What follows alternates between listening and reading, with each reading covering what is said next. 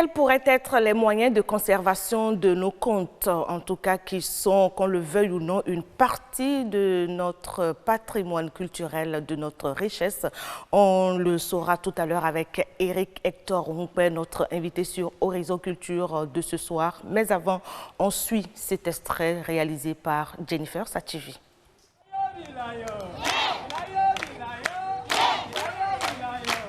Il y a des contes au Bénin. Quand vous allez dans chaque région, il y a des contes selon la région. Il y a plusieurs méthodes pour conserver nos contes. Il faut aller enregistrer les contes. Et il faut commencer par les transcrire. Quand on transcrit, on publie cela, l'autre chose c'est d'entretenir aussi. Parce que quand on ne va pas entretenir, la génération à venir n'aura pas ces contes-là. Deuxièmement, il y a aussi un moyen plus efficace, c'est quand vous regroupez les enfants aussi, vous les dites des contes. On dit très souvent, quand on dit des contes aux enfants, ils tirent des leçons. Pas forcément des leçons aussi. Parce que l'enfant qui tire des leçons garde aussi cette histoire. Elle courut vers lui, le cou tendu, tressé sur ses petites pattes. Les yeux humbles et l'attitude respectueuse, elle engagea le dialogue. Je voudrais demander aux parents, à tout le peuple béninois, de commencer par donner d'importance à cet élément qui nous est cher, qui fait partie de nos patrimoines immatériels. C'est très important. Ce n'est pas le conte. L'éducation même, c'est dans le conte. Un écrivain, c'est Amadou Hampâté-Bâ. Ouais, je crois que c'est lui qui a dit un vieillard qui meurt en Afrique, c'est toute une bibliothèque qui brûle, qui part en fumée. Éric Hector Roumpé, bonsoir. Bonsoir. Vous confirmez en tout cas, vous êtes d'avis, parce que ici en Afrique, au Bénin précisément, les vieillards, les vieilles personnes sont détenteurs de ces éléments-là que nous appelons les contes. Oui. Jennifer Sativi, bonsoir. Oui, je suis bien d'accord. Les contes, c'est les vieillards qui les connaissent mieux et qui ont pris l'habitude de les transmettre de génération en génération. Mais malheureusement, on ne voit plus trop cela. Donc, on va voir comment conserver nos contes avec notre invité, M. Éric Hector Roumpé. Bonsoir. Bonsoir. Donc, directeur du FITEB, mais il est ici en tant que conteur. Ma question pour vous, pour commencer, c'est est-ce que vous pensez que nos contes sont toujours mis en lumière au Bénin et puis... Oui et non. Si mettre en lumière ou être mis en lumière, c'est être proféré, c'est être en performance, oui. Si c'est passé à la télé ou à la radio, pas tout à fait. Okay. D'accord? Parce qu'il y a beaucoup de choses qui se font dans le pays, mais qui ne sont pas mises à la télévision, qui ne sont pas dites à la radio. Et du coup, l'on croit que rien ne se fait. Et ça, je peux vous assurer que dans nos écoles, il y a beaucoup de manifestations culturelles intégrant le conte. Même le conte est reconnu comme un instrument didactique, pédagogique. Didactique parce que, il y a des livres de contes qu'on utilise, il y a des exercices de collecte de contes qu'on donne dans les classes de seconde, dans les classes de troisième, pour que les jeunes, les apprenants, aillent collecter cette partie de notre mémoire et qu'ils viennent en faire usage, parfois des performances devant leurs camarades. Il y a aussi des festivals, des manifestations de contes, un nuit de contes par-ci, ainsi de suite. Et même sur la télévision nationale aussi, il y a un programme conte avec les enfants assis autour d'une lampe. Tout à fait. Ça nous rappelle, en tout cas, ça nous replonge, nous, d'un certain âge, oui. Ouais, dans une certaine perception. Et donc, je certifie que nos contes sont en performance, là où ils sont. Peut-être à nous d'aller davantage vers eux ou d'être davantage informés de ces moments-là et de les fréquenter pour enrichir qui nous sommes. Voilà. Parce que donc, vous estimez qu'il y a des actions qui sont menées. Donc, à part les festivals, est-ce qu'il y a d'autres actions? Parce que notre intervenant tout à l'heure a parlé de retranscription des contes. Et tout. En fait, il y a des moyens pour conserver les contes. Des moyens traditionnels, c'est déjà le livre. Et pour faire le livre, il faut aller collecter la matière. il y a une association Mémoire d'Afrique, de Père Israël Vincent, il y a d'autres, mais ça au moins je connais, qui fait des compétitions de contes pour pouvoir recueillir, transcrire et faire éditer. Et la collecte, justement, on va où les collecter? C'est dans les villages, dans les villages, dans les recoins. Plus d'à Cotonou, et c'est une mauvaise perception, parce qu'il y a des contes à Cotonou. On croit que le conte, c'est quelque chose de fossilisé, du passé. Non, le conte, c'est l'art de dire. C'est déjà ça, l'art de raconter. L'art de raconter. Et donc, le présent peut être raconté. Je vais vous parler bientôt, tout à l'heure, des formes modernes du conte. Donc, je reviens, j'estime qu'il y a le livre. Les contes d'Amadou Koumba, les contes et légendes du Bénin, c'est déjà édité. On peut aussi, comme il l'a dit, passer par les supports audiovisuels. Et de plus en plus, je me rappelle une émission que je faisais sur la chaîne nationale, les samedis, au cœur d'une autre émission, où nous donnions corps et visage au conte.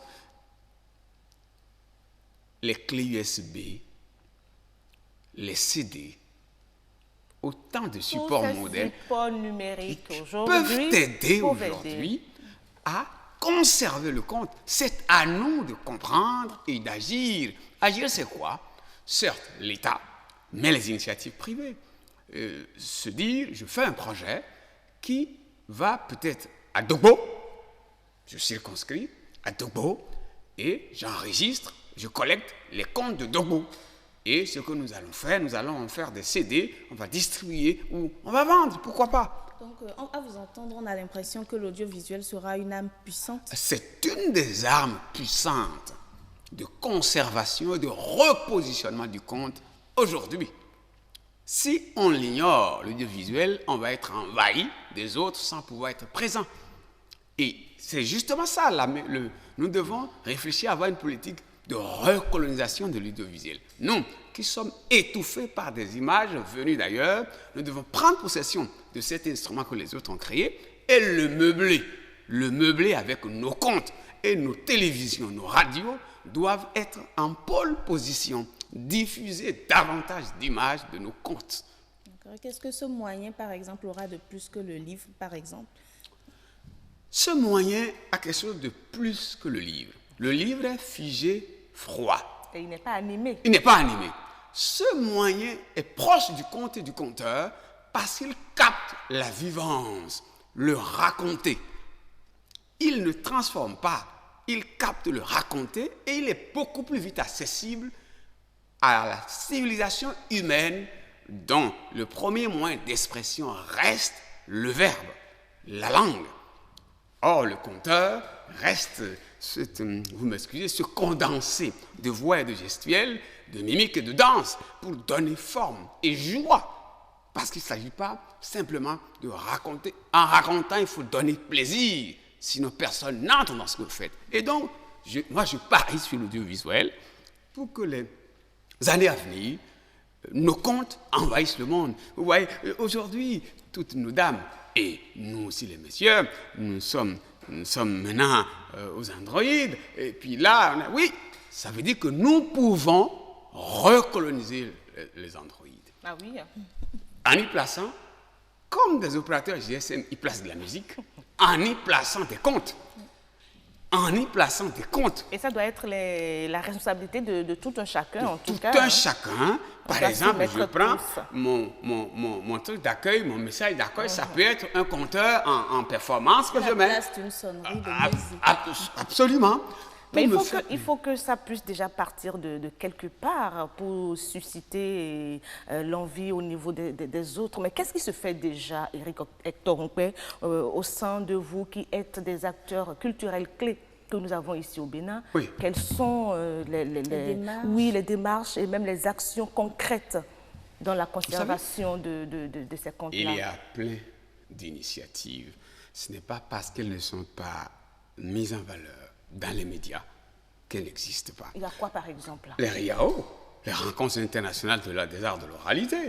de Patrice Soto, qui est un festival annuel. Et ça, je le disais, au cœur de ces festivals, où il n'y a que des hommes, des conteurs et des paroliers, on a le en tant que, excusez-moi, en tant que maison de médias, d'aller prendre des images, d'aller filmer, de diffuser. C'est une des plus belles initiatives. Il y a nos jeunes, les enfants conteurs du Bénin, qui sont en mouvement. Il y a le conte dans les quartiers du théâtre aux conteurs. Il y a des initiatives. Quand vous allez dans le nord du Bénin, il y a de petits festivals qui offrent des espaces aux contes. Il y a un maillon de la chaîne qui manque, c'est l'interface. Ce sont les médiateurs culturels. Ceux qui doivent faire rapprocher l'offre et la demande. Parce qu'il s'agit aussi là d'un bien. Et le bien, il faut qu'il y ait des intermédiaires qui aillent dire à ceux qui doivent consommer le bien à tel endroit. Et pour vous, ces consommateurs, ils sont qui d'abord, à part nous, ici au Bénin, vous pensez universellement. Si nous mettons nos comptes sur la toile, quand je vois aujourd'hui des sketchs... Ça rapporte des devises. On gagne énormément. D'abord en repositionnement d'image, en visibilité, et puis si nous maîtrisons les règles, les trois, ça va nous rapporter énormément d'argent. Et je dis, par exemple, la chaîne nationale, l'ORTB, gagnerait énormément, je veux dire, en images, mais en finance, en initiant ce type de programme, non pas en s'arrêtant à la diffusion, mais en passant à la commercialisation des dérivés, à la commercialisation des produits, avec les accords clés établis avec ceux qui sont les performeurs. Et ça va... Ah ben écoutez, parce que la parole reste... Ça ira au-delà même de nos attentes. Jennifer Sachivi, c'est tellement intéressant, on est tous captivés par ce qu'il est en train de dire, parce qu'on est concernés. C'est notre chose commune, mais malheureusement, la télé aussi, c'est une question de temps. On va s'arrêter là pour aujourd'hui. Voilà, donc retenons quand même qu'il y a des actions qui sont menées. Il y a des actions qui sont menées. Et les moyens de conservation existent sous diverses formes. Il faut penser plutôt à les valoriser, exactement, à les mettre en lumière. Les festivals de stand-up. Les stand-up, le slam, c'est de nouvelles formes du conte. Il y a d'autres plateaux plus denses que ça. On va vous inviter pour nous en dire davantage. Merci déjà d'avoir accepté notre invitation. Merci Karama de nous avoir reçus. Jennifer Sachivi, c'est moi qui vous remercie d'être venue nous parler donc des contes et des moyens de conservation.